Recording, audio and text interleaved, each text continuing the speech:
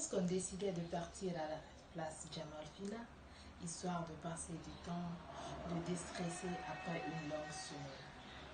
Alors, pendant que j'échangeais avec ma camarade, à ma gauche, j'observais un dresseur venir vers moi, avec un serpent me demandant si je voulais prendre une photo avec lui. La peur au ventre, j'ai donc accepté.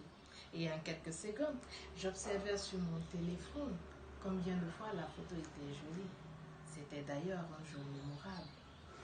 Chers Toastmasters, distingués invités, il nous arrive parfois que notre quotidien devient lassant. Et pour ce faire, on a forcément besoin d'un break. Les contraintes de la vie nous l'imposent. Ce break, ce n'est pas pour abandonner, mais prendre de nouvelles initiatives, changer de milieu, changer d'air. Et pour cela, il existe des lieux qui sont, pour ne pas trop exagérer, magiques ou paradisiaques. Alors aujourd'hui, nous allons voler sur le royaume chérifien, plus principalement dans l'une des plus grandes villes, communément appelée Marrakech, la ville ocre, la ville rouge. En effet, Marrakech se subdivise en deux grandes parties distinctes. La première, vous avez la ville moderne ou la nouvelle ville. Là, vous retrouvez les grands complexes hôteliers, les salons d'été, les banques, les boutiques de luxe, pour ne citer que cela. Et la deuxième partie, vous avez les souks. Au niveau des souks, vous retrouvez tout ce que les voyageurs recherchent.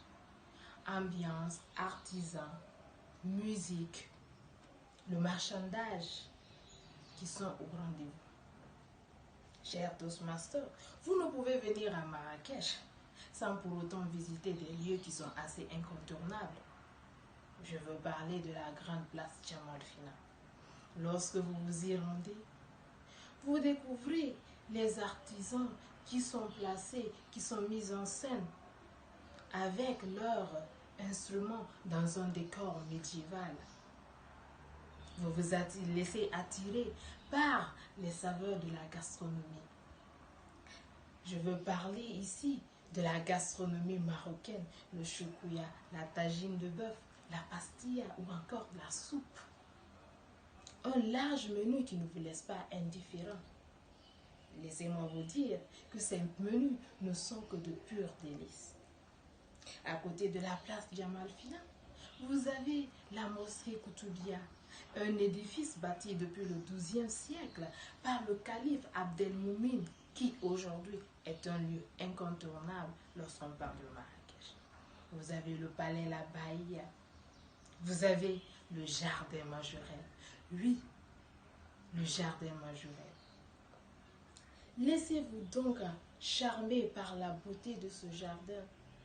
Un jardin avec un contraste de bleu majorel, d'un jaune et d'une végétation composée de bambous serrés, de cactus, d'arbustes,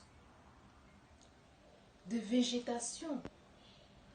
Et laissez-moi vous dire que vous ne sortirez pas de ce coin sans pour autant retenir une seule couleur dans un coin de votre tête. À côté de cela, vous avez la Palmeraie. La Palmeraie, vous êtes en amoureux ou vous êtes célibataire. Ce lieu est encore propice pour vous balader en chameau ou faire les quads. Marrakech ne regorge pas seulement que des lieux touristiques. Non, Marrakech organise aussi des événements tout au long de l'année. Vous avez dû entendre parler de Marrakech du Rire. Et bien, et bien, c'est ici à Marrakech que ça se passe tous les étés. Nous avons aussi le Festival international du film. Nous avons le Festival des jeunes de la musique. Tout se passe à Marrakech.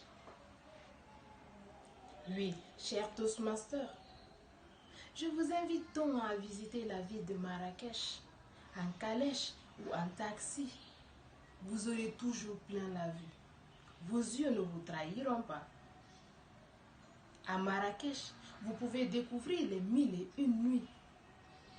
Comme Saint Augustin disait, le monde est comme un livre, et celui qui ne lit pas n'en lit qu'une seule page.